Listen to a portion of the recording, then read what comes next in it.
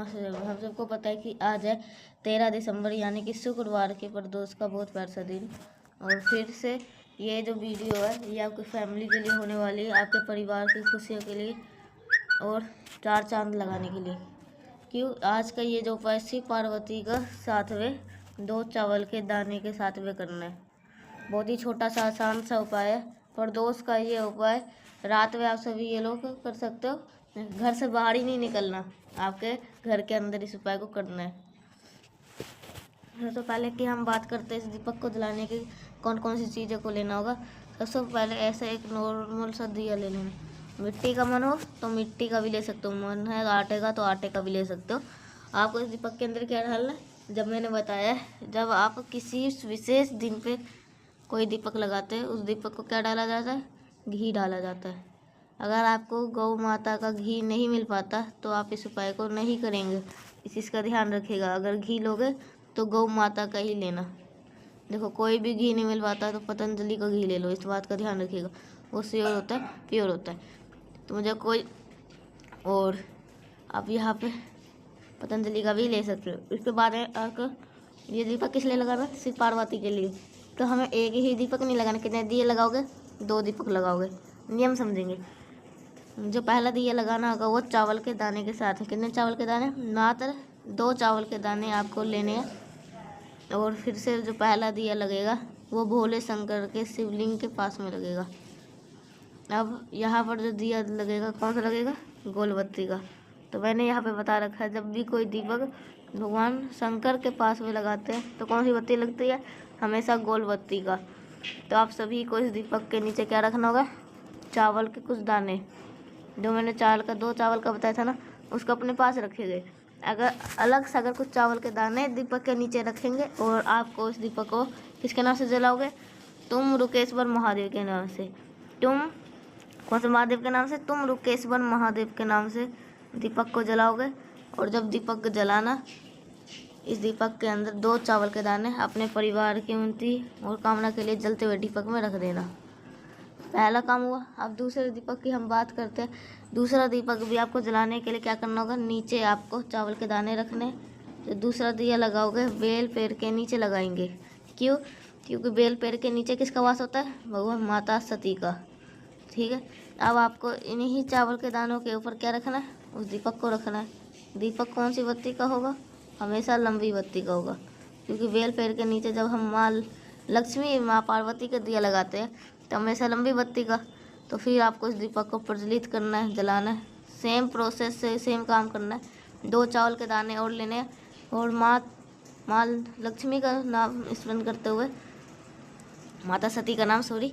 और आपके परिवार में कभी भी कोई धन को लेके कोई दिक्कत नहीं होगी, आपके हमेशा आपके घर में माँ लक्ष्मी का वास बना रहेगा।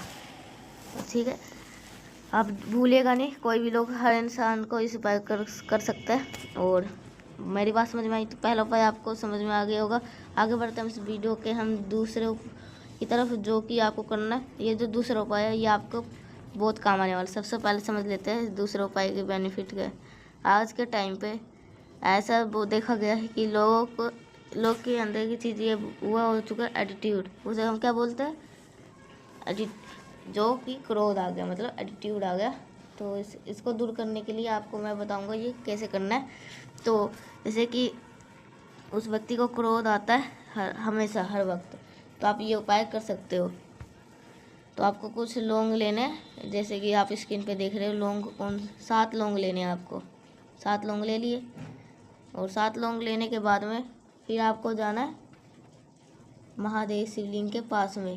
पहले तांबे के लोटे के अंदर जल भरिएगा और फिर गंगा जल। और जो उनके उसके फूल हो ना वो टूटे हुए नहीं होना चाहिए, इस चीज़ का विशेष ध्यान दिया करो। आप एक तांबे का लोटा लीजिए, उसके अंदर जल भर लेना।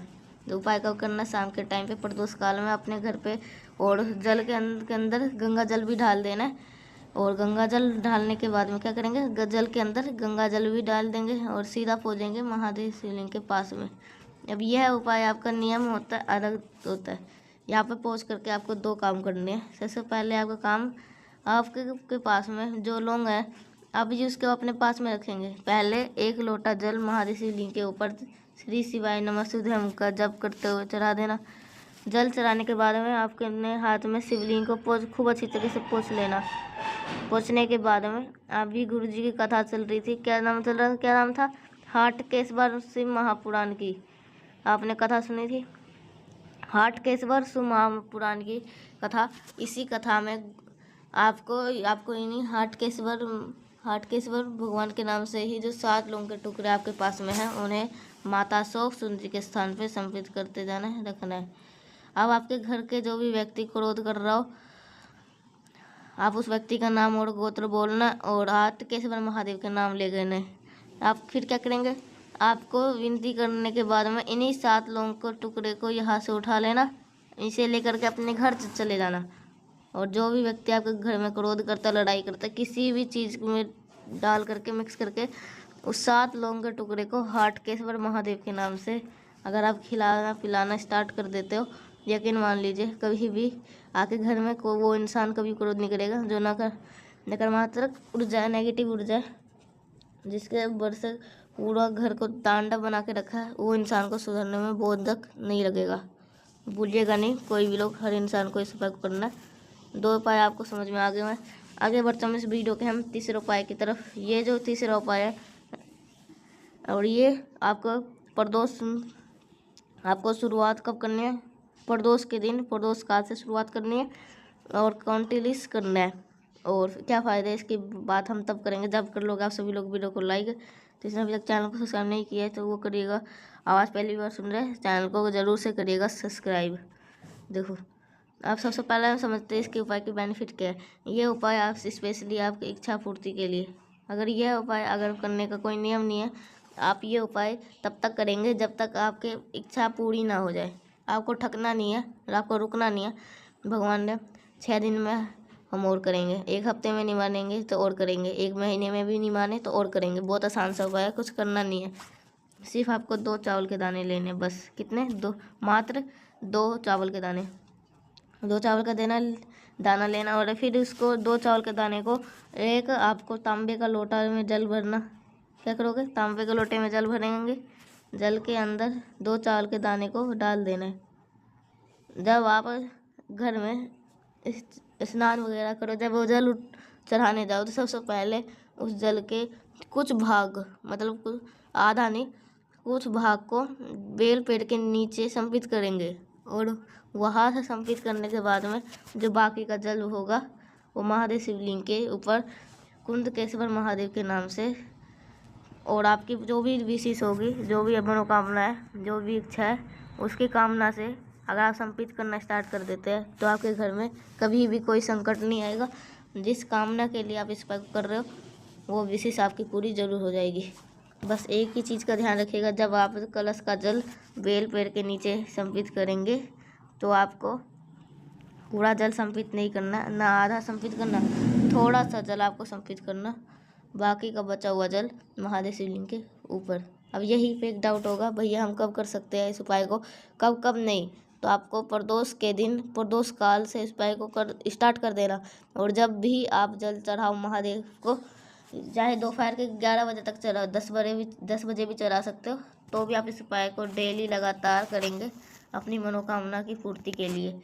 करिएगा ज़रूर। यहाँ पे 3 उपाय की समझ में आ गए होंगे। आगे बढ़ते हैं इस वीडियो के हम सबसे आखिरी और सबसे बहुत आसान से उपाय की।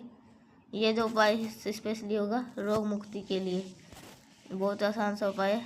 इसके लिए आपको सबसे पहला काम करना, आपका तांबे का लोटा लीजिएगा, उसके अंदर जल भरना। रोग मुक्ति का ये उपाय है तो क्या लेंगे? गंगा जल जरूर लीजिएगा। इन सभी चीज़ों को लेकर के 1 चुटकी काला तिल लीजिएगा। यहाँ पे गिनती मत करना, 2, 4, 5, 10 ऐसे नहीं, गिनती नहीं करना। कितना लोग हैं? आपको 1 चुटकी काला तिल लीजिए ना, लेके पहुँचेंगे महादेव शिवलिंग के पास में। 5 स्थान आपको गुरु जी की कथा में सुने होंगे। थोड़ा सा काला तिल भगवान गणेश से, थोड़ा सा काला तिल भगवान कार्तिकेय, थोड़ा सा काला तिल माता शोक सुंदरी, थोड़ा सा काला तिल माता के हस्तकमल, और बाकी का जो बचा हुआ महादेव शिवलिंग के ऊपर।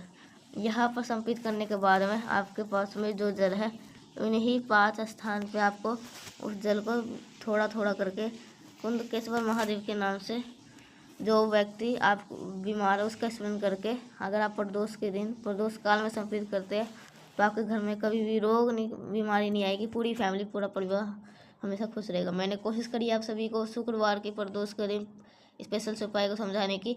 वीडियो पसंद तो लाइक करेगा। कुछ पूछना नहीं समझ में आए नीचे कमेंट सेक्शन पूछ सकते हैं। और जितने भी आवाज़ पहली बार सुन रहे हैं चैनल को जरूर सब्सक्राइब करिएगा। तो और मिलते हैं नेक्स्ट उपाय साथ, तब तक के लिए श्री शिवाय नमस्तु।